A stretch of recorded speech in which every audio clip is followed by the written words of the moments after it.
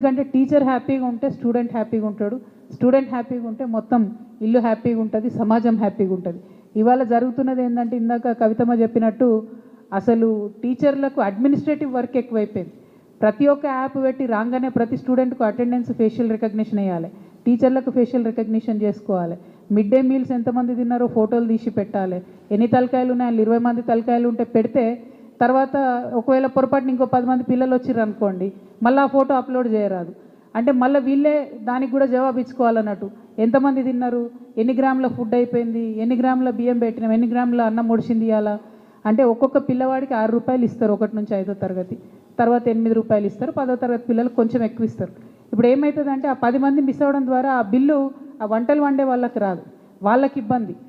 అంతకుముందు ఎట్లుండే అంటే టీచర్లు పాపం ఈ మొత్తం కూడా మిడ్ డే మీల్ స్కీమ్ వాళ్ళని కూడా వీళ్ళే దగ్గరికి పిల్లల కోడళ్ళ వాళ్ళని కూడా కాపాడుకొని వాళ్ళు మంచిగా వండి పిల్లలకు పెట్టేటట్టు అనేక రకమైన సర్దుబాట్లు మనం గవర్నమెంట్ స్కూల్లో చేసుకుంటూ కూడా ఉపాధ్యాయులు నడిచినటువంటి సందర్భాలు ఉన్నాయి. ఇవాళ పరిస్థితి ఏంటంటే అన్నీ ఆన్లైన్ చేసే వరకు ఎవరిని కాపాడలేని పరిస్థితి, అసలు పాఠం చెప్పేదానికన్నా ఎక్కువ అడ్మినిస్ట్రేషన్ పని అయిన ఎక్కువ అన్నటువంటి పరిస్థితి ఉన్నది.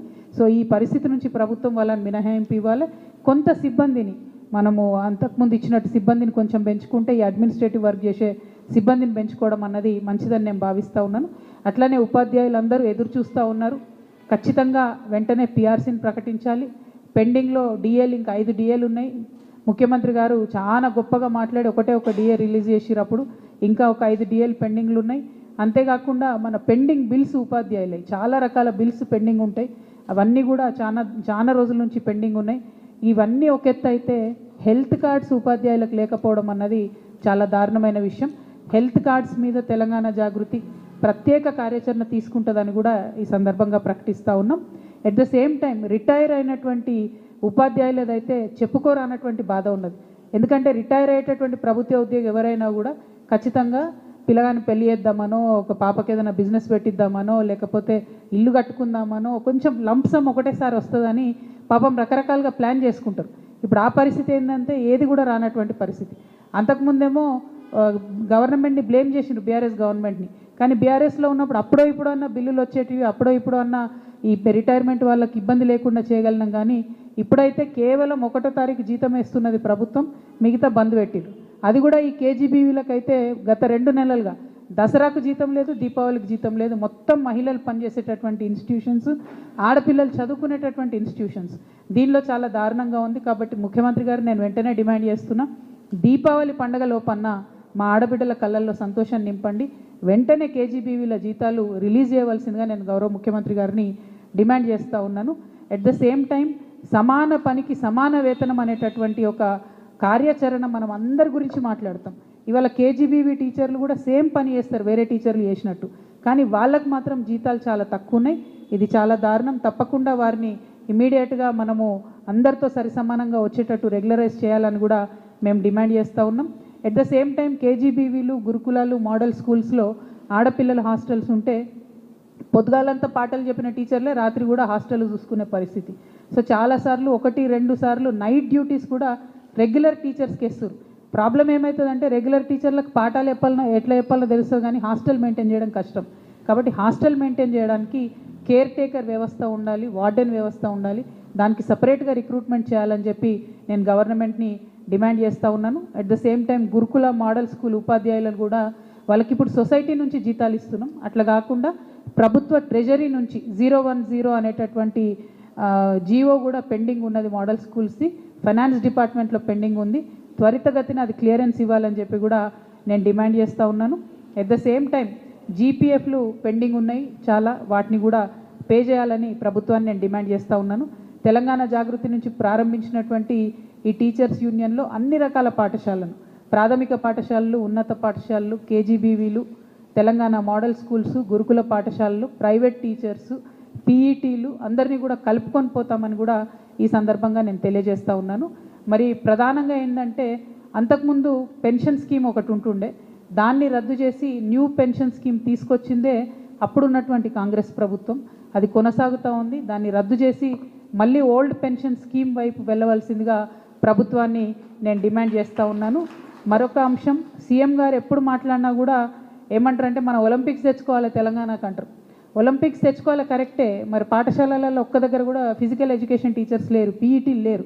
మొదలంటూ అక్కడ పిల్లలకు మనం ఫిజికల్ ఎడ్యుకేషన్ పాఠాలు చెప్తేనే ఒలింపిక్ స్థాయిలో మనం క్రీడాకారులను ప్రొడ్యూస్ చేయగలుగుతాం. కాబట్టి పీఈటీలను తక్షణమే రిక్రూట్ చేయవలసిందిగా నేను గౌరవ ముఖ్యమంత్రి గారిని డిమాండ్ చేస్తూ ఉన్నాను. అట్లనే ట్రైబల్ వెల్ఫేర్ ఎంప్లాయీస్ 40 రోజుల నుంచి సమ్మె చేస్తున్నారు. చాలా దారుణమైన పరిస్థితులు ఉన్నాయి, వాళ్ళకి ఎక్కడ కూడా జీతాలు వస్తలేవు.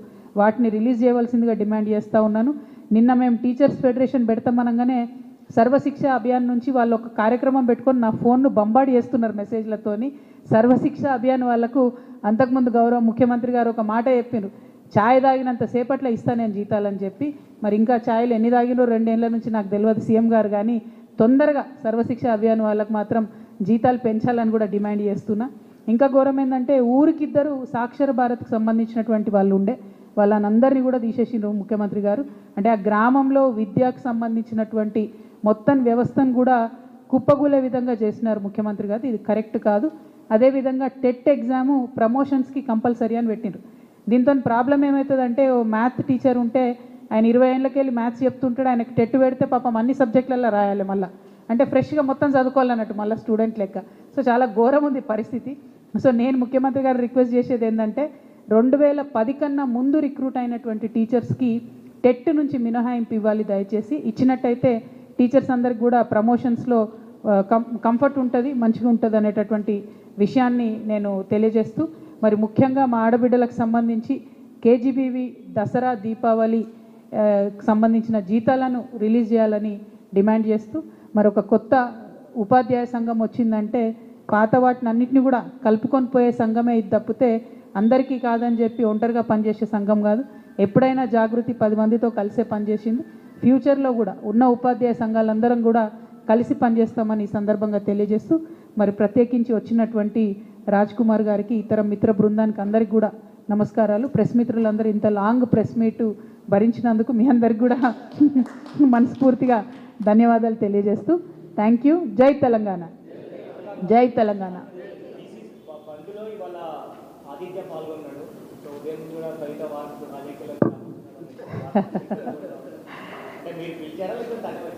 పిల్లలకు సామాజిక బాధ్యత నేర్పించాలి కదా. నేను ధర్నా ఉంది, బంద్ ఉంది అంటే ఏం బంద్ అన్నాడు, బీసీల కోసం అడుగుతున్నాం అన్నాడు. బీసీల కోసం ఎందుకు అడుగుతున్నాం అన్నాడు. అంటే మొత్తం ఎక్స్ప్లెయిన్ చేసిన ఇట్లా ఉంటుంది అంటే, అరే మరి అందరికీ రావాలి కదా ఈక్వల్ ఆపర్చునిటీ అంటే, అవును రావాలి అని, మరి నేను రావాలి అన్నాడు, రమ్మన్నా వచ్చిండు. So social objective, social lesson అనేది పిల్లలకు ఇంపార్టెంట్. సమాజంలో మనం కోరుకునేటటువంటి పని మన ఇంటి నుండే ప్రారంభం అవ్వాలి.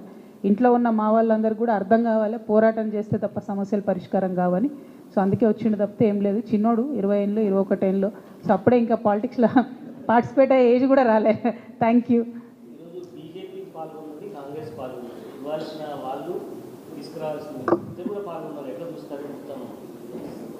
ఇది చాలా దారుణం అండి నిజంగా. ఎంత ఘోరం అంటే భారతీయ జనతా పార్టీ ఇక బీసీలను ఎంత తక్కువ అంచనా వేస్తున్నారు అన్నది వారి యొక్క ఈ చర్యతో అర్థమవుతున్నది. ఇవ్వాల్సిన వాళ్ళే బంద్లో పాల్గొంటున్నారు. అట్లా రాదు, ఖచ్చితంగా 42% అయితే అట్లా రాదు. నేను ఒకటే డిమాండ్ చేస్తున్నా, 8 మంది బీజేపీ ఎంపీలు ఉన్నారు. ఇప్పుడు అక్కడ మోడీ గారిది మైనారిటీ గవర్నమెంట్ ఉన్నది. ఆయన చంద్రబాబు నాయుడు గారి మీద, నితీష్ కుమార్ గారి మీద ఆధారపడి ప్రభుత్వం నడుపుతూ ఉన్నారు.